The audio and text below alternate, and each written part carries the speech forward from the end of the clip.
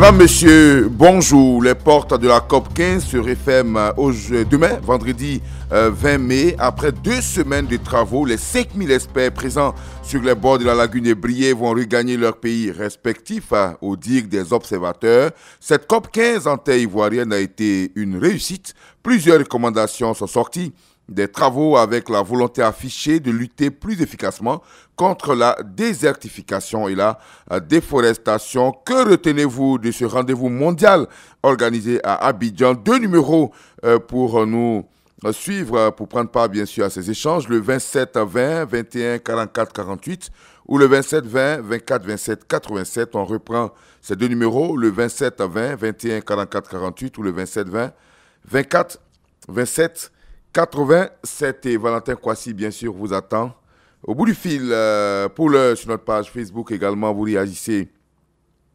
Monsieur Albert Kwame Dekalito Nguessan qui nous dit que je retiens que la Côte d'Ivoire est dans la cour des grands.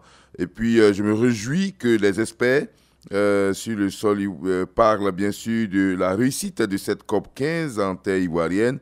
Et cela a été bénéfique pour notre pays avec la nomination bien sûr de l'ex-ministre des Eaux et Forêts Alain Donvaï, que je félicite au passage, qui a été donc nommé et élu président de cette COP 15 pour 2 ans.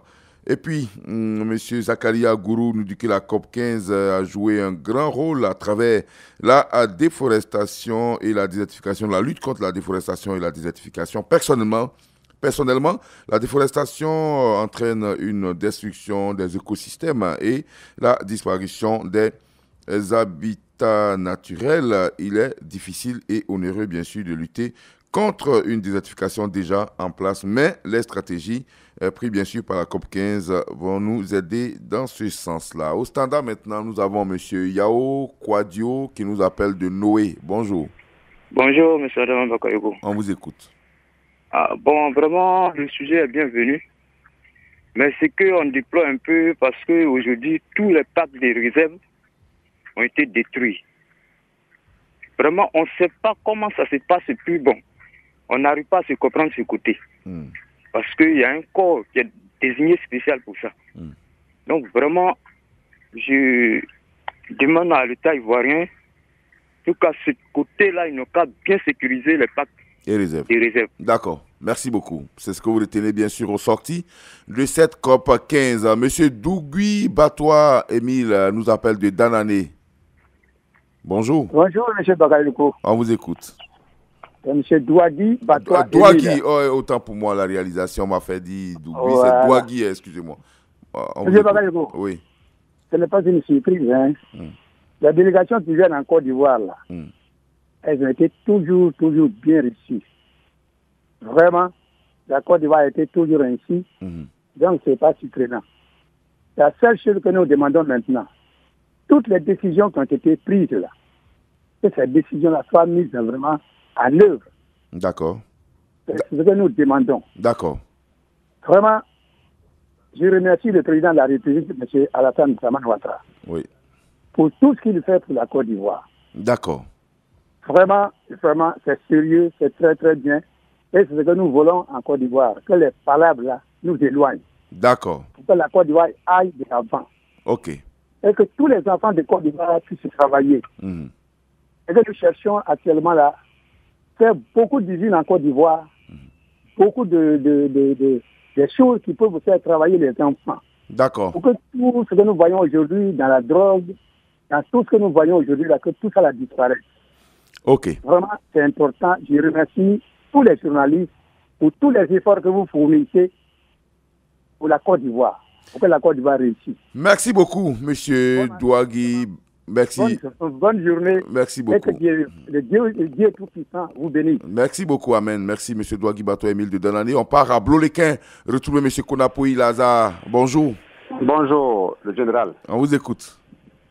Je voudrais d'abord dire que la Côte d'Ivoire est rentrée dans la cour des grands en matière de la COP 15 et beaucoup d'autres choses. Il faut remercier le président de la République pour tous ses efforts qu'il fait pour faire grandir la Côte d'Ivoire. Mais Dans cette histoire, ce qui m'intéresse, c'est le planting d'arbres volontaires.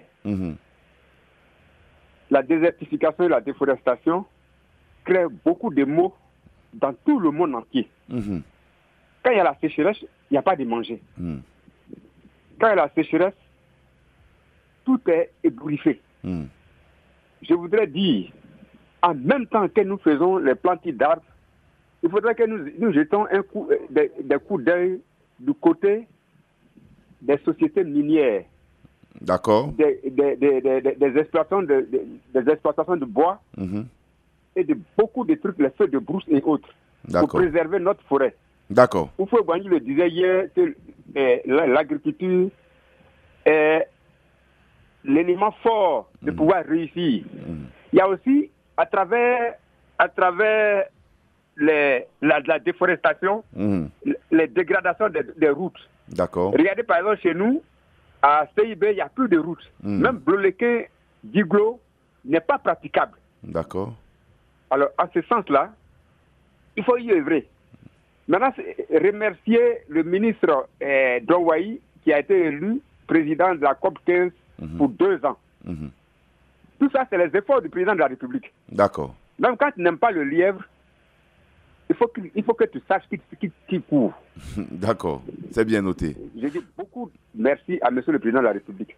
Merci beaucoup. Monsieur Konapoyi Laza de Blolequin, vous n'êtes pas très loin de la forêt de Gwendébé, c'est dans la zone ouest. Pendant qu'on indexe, bien sûr, les compagnies minières, vous avez raison aussi, les exploitants forestiers. Il faut aussi indexer les populations riveraines qui infiltrent ces forêts qui sont classées. Merci, bonne journée.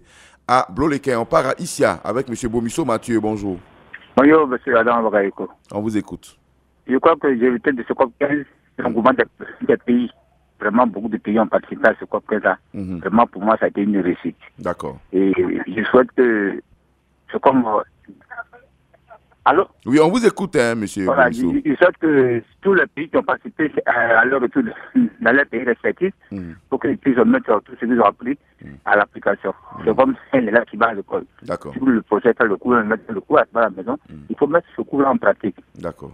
OK. Merci aux autorités ivoiriennes qui ont vraiment fait de ce COP 15 une réussite. D'accord. Merci, donc, monsieur. Vraiment, merci. Bonne émission à vous. Merci, monsieur Bomisso. Merci. Alors, vous faites bien de le dire, hein, ça a été une réussite, c'est un succès. Et tous ces 5000 experts, désormais, sont des ambassadeurs de la Côte d'Ivoire.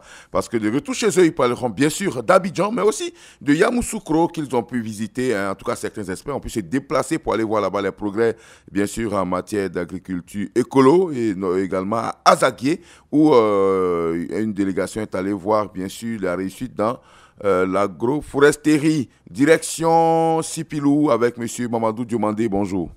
Bonjour, madame. On vous écoute. Bon, vraiment, moi, je dis que c'est une réussite parfaite. Hein. Le Gotan a été une réussite parfaite. Le fait que plusieurs pays sont venus en Côte d'Ivoire, récupérer de la forêt et de l'eau en Côte d'Ivoire. Donc, comment protéger la forêt ivoirienne? Je dis merci à l'État ivoirien et merci à son président de la République, M. Alassane Ouattara, et d'avoir nominé notre grand ex-ministre Don Wayi Charles. Donc vraiment, c'est un coup gagné pour la Côte d'Ivoire. Donc moi, je demande à la population de Sipilou de se unir autour du colonel des eaux forêts, M. Kouassi, ici, qui fait mise de pied, qui fait l'effort pour protéger la forêt, pour qu'ensemble, nous protégeons la forêt de Sipilou. Et puis vraiment, au président nouvellement élu, nous voulons la route pour que nos forêts accès aux forêts pour les protéger.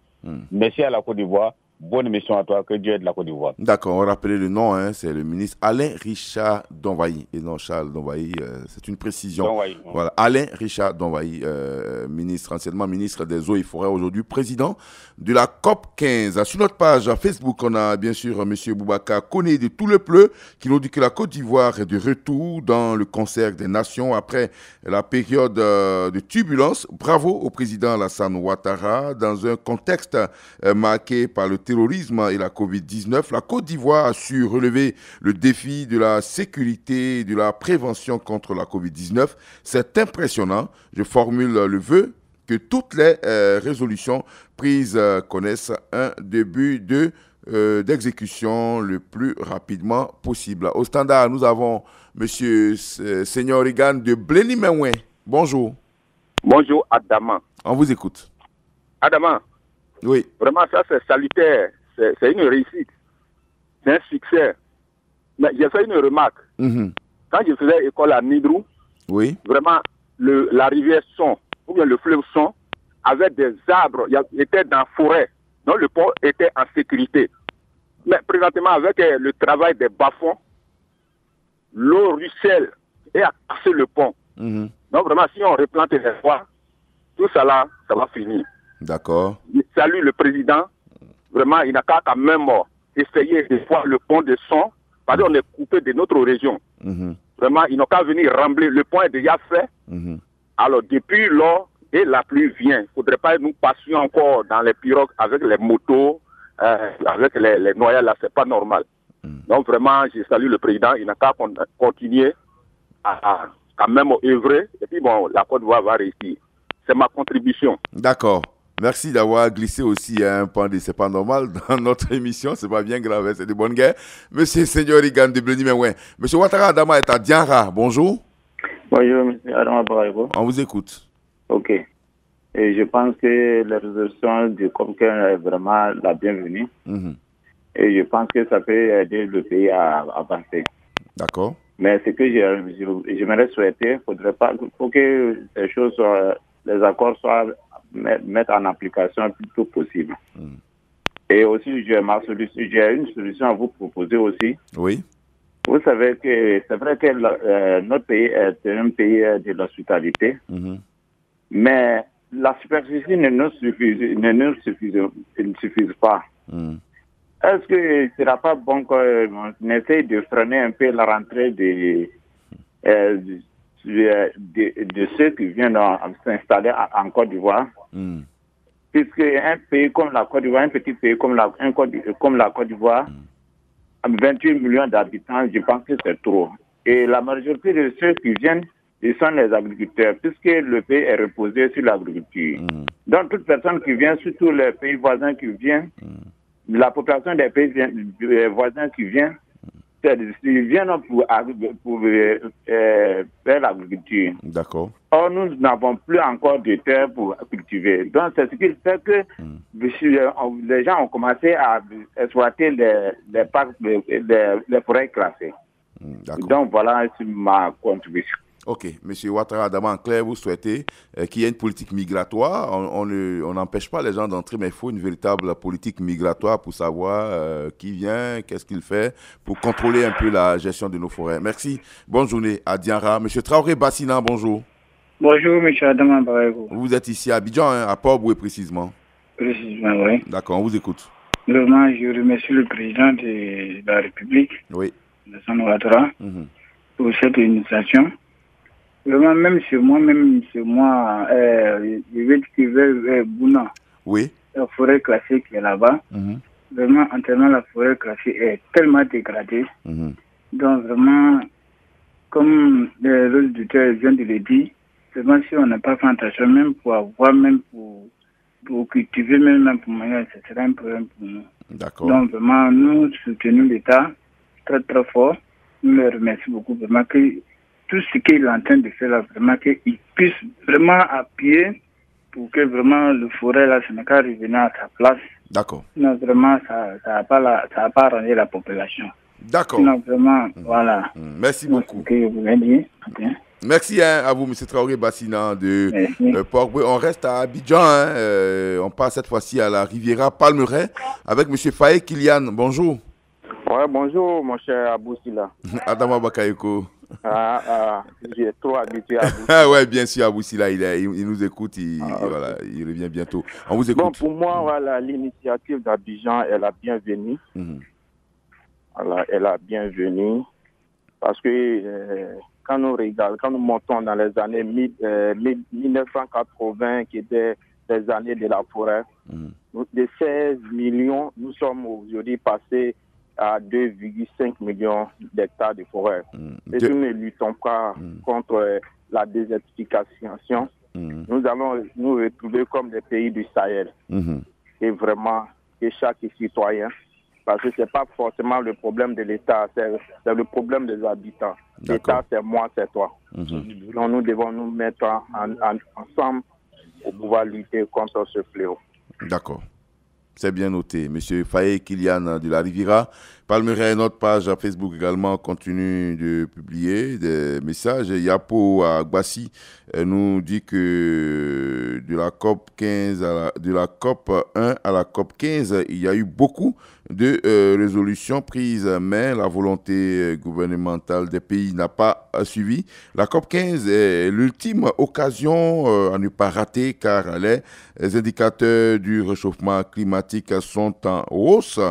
Que nous joignons bien sûr l'acte à la parole, de peur que le processus ne soit irréversible. On retrouve au standard M. Adjoumani Joseph qui nous appelle de Bondoukou. Bonjour. Bonjour, M. Rami. On vous écoute.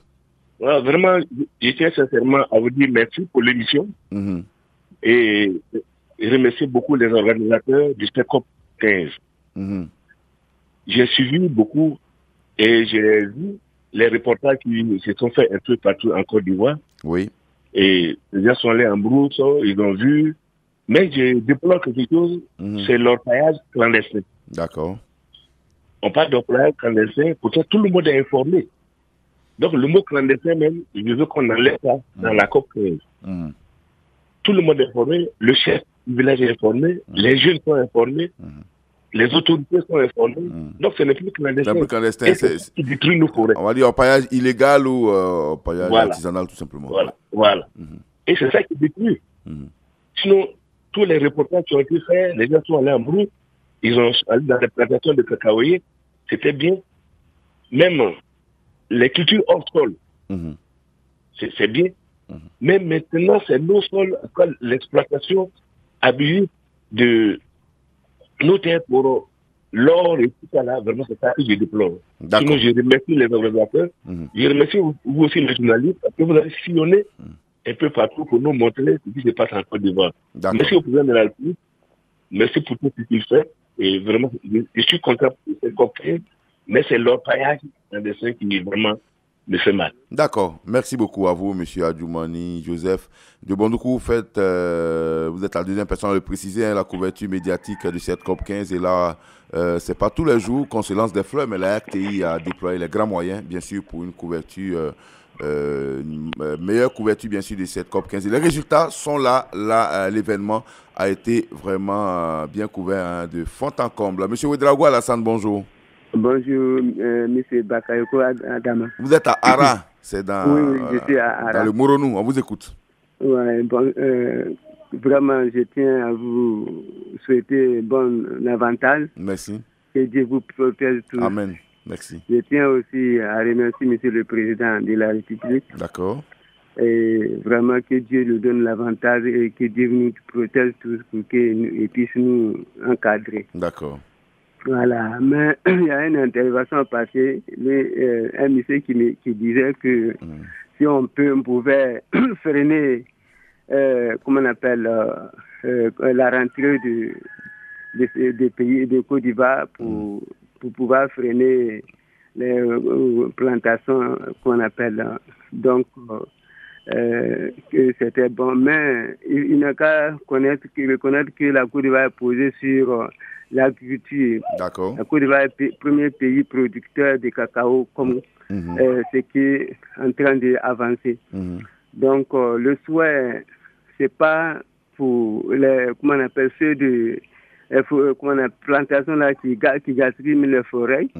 Mais néanmoins, les charbonniers, tout ceci, bon, ils n'ont qu'à maîtriser. Chacun fait ce qu'il veut pour manger, ce qu'il connaît pour manger. Mais souvent, c'est comme ça qui finit la forêt. D'accord. Voilà. Donc, il n'y a pas que l'agriculture, selon vous, il n'y a pas que l'agriculture, il y a aussi d'autres pratiques qui menacent la forêt. Oui. D'accord. On a bien compris, hein, M. Ouedraogo Alassane. Voilà. Merci beaucoup. Et bonne journée à Ara. Alors, il répond donc à l'auditeur qui avait demandé de contrôler la migration vers la Côte d'Ivoire. En même temps, la CEDEAO, on le sait, hein, c'est la libre circulation. Chaque ressortissant peut aller là où il veut, mais ce que notre ami demandait, M. Ouattara Adama, il demandait que cela soit réglementé pour que nos forêts soient moins agressées. C'est ici donc qu'on réforme ces numéros de La Parole est à vous. Merci à Valentin Kwasi qui nous a aidé à conduire cette émission. Demain matin, on sera à Séguéla, bien sûr, à une semaine après l'inhumation du président de l'Assemblée nationale. On donne la parole aux jeunes de Séguéla pour parler de l'avenir de leur région. À demain.